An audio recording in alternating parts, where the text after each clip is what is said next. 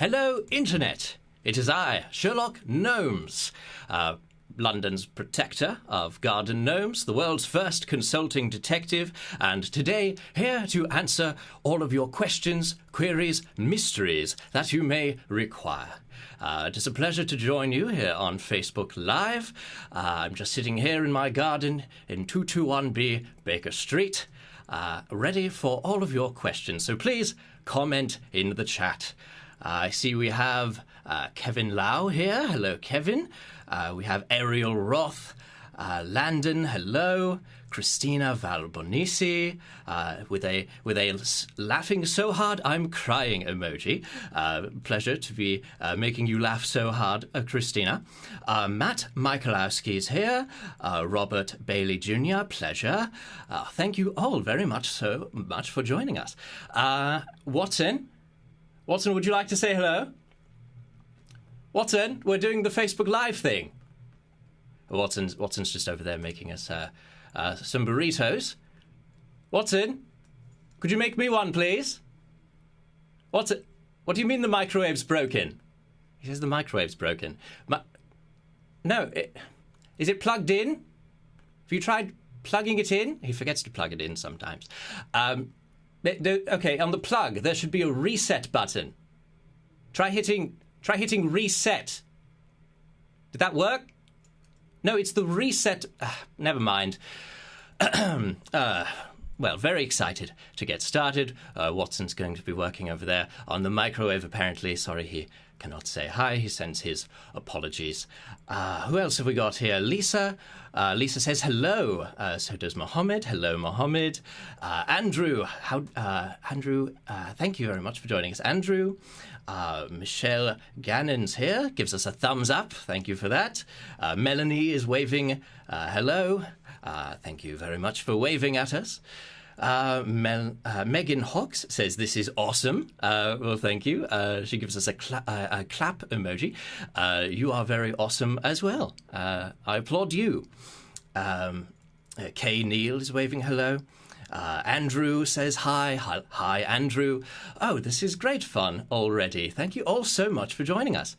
We'll get the questions started in just a moment. We'll just let everyone trickle in, as it were.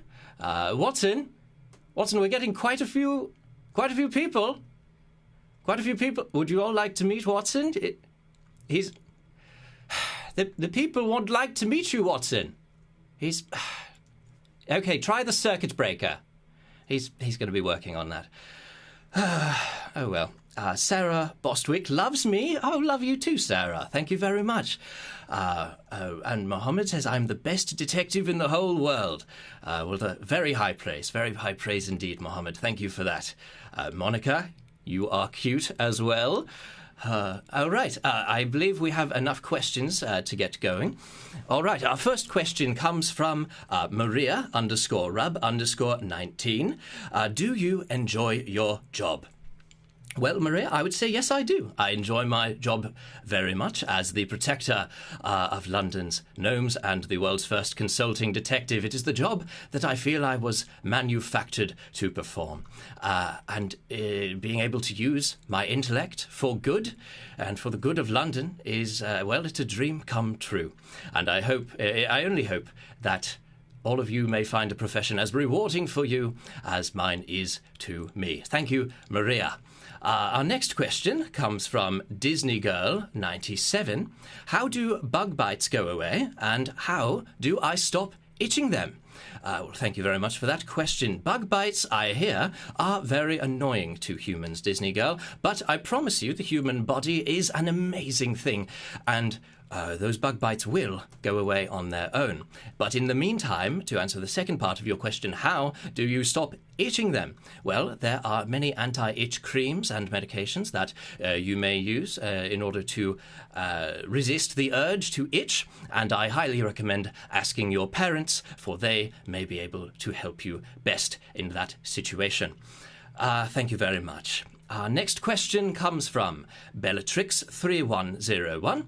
Who asks, do you know how to move your butt like a squirrel's?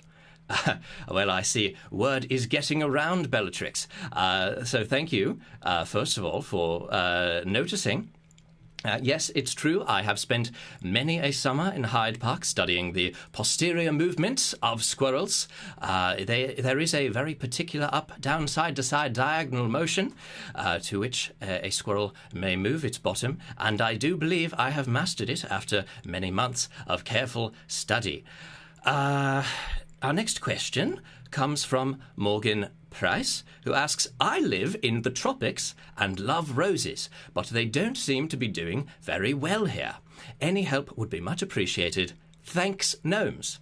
Thank you very much for your question, Morgan. I do not profess to be a botanist, but from what I have heard around the garden is that roses grow best in a well-drained soil, which can be difficult to achieve in the tropics. It's true. So I would recommend attempting to plant them in a mound and keeping that mound well drained. And for a more detailed answer to your question, I suggest checking in with your local botanist. But thank you very much. Next question comes from Romaine Calm. Excellent pun there, Romaine Calm. Hello, Sherlock. It's Chloe. I'm a big fan of your movie. I was wondering, do you still keep in contact with Romeo and Juliet? Are you guys still friends? Sincerely, a dedicated fan. Well, thank you very much for your dedication, Chloe. Yes, I'm absolutely still friends with Romeo and Juliet. They are like no gnomes I've ever known. Truly a remarkable couple. It is a pleasure to be their acquaintance. I have spent actually many a Sunday lawn bowling with them. It's sort of our regular thing now. And it is my pleasure to know them, yes. Coming up next, we have Stay Gorgeous 101, who asks, will Sherlock ever fall in love? Okay, well, I suppose it couldn't be rosy questions, all of them. I don't see why we have to, okay, yes, may as well let the whole world know, yes. Sherlock has actually been in love once before to a wonderful doll named Irene, and we enjoyed a wonderful relationship together for a time, and then things ended in a rather sour fashion. You see, I suppose I had my priorities a bit out of order, and I was a little too focused on my cases over Irene, which was not fair in retrospect, but at the time it seemed prudent that I end things, and I did so via letter. I spent a great deal of time on the letter. I picked the finest parchment, the finest ink, the finest wording, and did she appreciate all of that effort? No. She did not. Did she appreciate the letter? No, she did not. But did she appreciate the thought behind the letter? Not at all. But I hold out hope that one day Irene and I may set aside our differences and she may forgive me. So thank you, Stay Gorgeous, for that deep and personal question. Always a pleasure reliving that. Our next question comes from Toasty Pearl, who says, I play violin. Does Sherlock play an instrument too? Always a pleasure to meet a fellow violinist. Toasty Pearl, yes, I play the violin as well. Oftentimes, in my free time, you can find me playing and composing. I'm actually working on a little ditty right now. This one is called Swarm of Bees.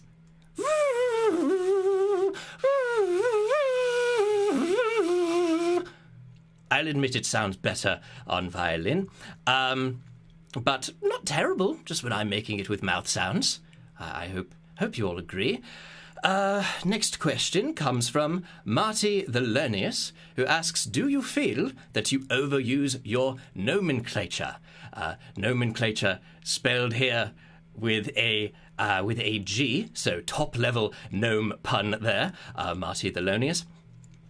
Yes, I do have an extensive nomenclature. For those of you who don't know, nomenclature being the naming of things in a scientific manner. But do I overuse it? I would say no, because could a doctor overuse her medical knowledge? Could a pilot overuse knowledge of aeroplanes? I don't believe so. So can I overuse my extensive intellect to protect London's gnomes? No, I don't believe so. But thank you very much for your question, Marty. All right. We're moving on now to a question from Megan Panda Girl Hawks, who asks, "Hey, smiley face, will you star in a music video?" Well, Megan, I've never been asked before, but if I was invited to star in a music video, I can't say I would turn down the opportunity. It sounds like a grand old time. So thank you very much. One of my favourite music videos, I would say, is Thriller. I think I would love to be in all of that monster makeup. But, I'd never really put much thought to it. But now that you mention it, yes, that would be great fun. Our next question comes from Andrew Essard, who asks, "How did you become such a great detective?" Andrew, very interested in an origin story, I see. Well, you see, Andrew, it all started in a factory where gnomes were being made. I was manufactured, and not with all of this fabulous intellect, but much like any other gnome. But it was an accident on the line. I fell off into a pile of books in a little nook of the factory, and I spent many weeks, which turned into months, which turned into years, studying these books, and then until I was found and put back on the line with great more knowledge than I entered into. And what was I to do with all of this knowledge? I was to become the world's first consulting detective and protector of gnomes. And that is, in a nutshell, the origin story of Sherlock Gnomes. So thank you very much. Next question is Dave Werner. Where can we get an awesome hat like that? Well, Dave Werner, there are few hats like this one, because this one is mine. It is imbued with a great deal of love and care, which I believe that only I can provide. However, I hear there are many hats for sale on the internet, and you may like them just as much as this one, if not more, once you have given it your own care and your own love. Next question comes from Audrey Y, who asks, "Who keeps stealing my other sock from the dryer?" Well, Audrey, there are some cases that are too great for even Sherlock to solve. This is not one of them. Who is stealing your sock from the dryer? It is your dog. Your dog is taking your sock and he's eating it or burying it. Absolutely, without a shadow of a doubt. Next question comes from David Kang. Do you like sports? I cannot say that I follow sport with any regularity, a professional sport, that is. That said, as I said earlier, I do love to spend a Sunday lawn bowling with Romeo and Juliet, and I suppose that is a sport in of itself. And I do quite enjoy that. Our next question, Mohammed Tahar Khan. Will you solve cases involving ghosts? I have not yet been asked to solve a case involving a ghost, at least not a case that turned out to truly be a ghost. But I would be open to the possibility.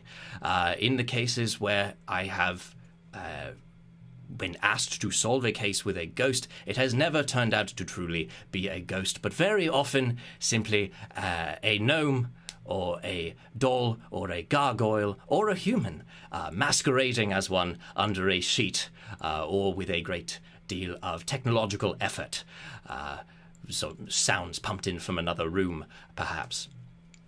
All right, coming up next we have Sans asks, Sherlock, how many toes you got?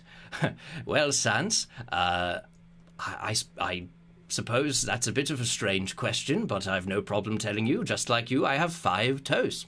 I am made of porcelain, so they are fused together, but they are 5 distinct toes. So thank you very much for that question, Sans. Next up, we have Posiesha, who asks, is bike short for bicycle? Well, I suppose if there were to be someone named Bikel and they abbreviated their name to Bike, well then yes, Bike would be short for their name, Bikel. Have I ever met a Bikel? No, but I do hope to one day. That would be quite a wonderful person to meet. All right, next up we have, does Sherlock treat Watson like a younger brother? They act so much like siblings. This question comes from Toasty Pearl. Watson, do I treat you like a younger brother? What? Well, I don't believe I do. Are the burritos ready? What? Watson, did you try the circuit breaker? Well, you're being difficult. Yes, I suppose we're a bit like brothers. Thank you very much for that question, Toasty Pearl. Next up, we have Bork, who asks, if a gnome is shattered but gets glued back together, how are they not dead? How is it not like a gnome zombie, at least? Well, very good question, Bork. You see, when a gnome is shattered and put back together, it is like a form of medicine. You see, if you were to lose a fingernail, would you be a zombie? I don't think so. Losing a part of yourself and then having it put back on is not tantamount to becoming a zombie. However, if there were to be a gnome zombie, it would be because they were bit by a gnome zombie, who was in turn bitten by another gnome zombie, and so on, which I believe is just an entirely different thing. Well, thank you very much, Bork. Next up, we have Josh Dutton asking, what do you like most about London? Well, that's hard to say, Josh. I love so very many things about London. Its culture, its gnomes, its theatre. But I have to say, my favourite thing about London would be a stroll along the Thames. It's right at sunset. It's a beautiful sight to take in. So much wonderful food, so much wonderful live music going on. It is a little bit difficult to avoid being detected by humans, as they are often dominating the Thames. But as you'll find with humans, they are often very much preoccupied with themselves and not as much with the world around them. Next up, we have a question from Ariel Roth, who asks, is your refrigerator running? Well, very nice try, Ariel. Yes, my refrigerator is running, but no, I will not go and catch it. Not again. Not again. Next up, we have Mel So Crazy, who asks, hey Sherlock, what is your innermost favourite food and colour?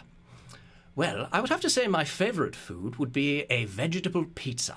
First of all, because pizza is objectively delicious, and vegetable because it reminds me of all the wonderful vegetables that grow in the gardens which I protect. And as for my favourite colour, well, as you can see, I do have a bit of a fondness for green and brown. Of those, I would say green, with brown being a very, very close second. So thank you very much, Mel So Crazy.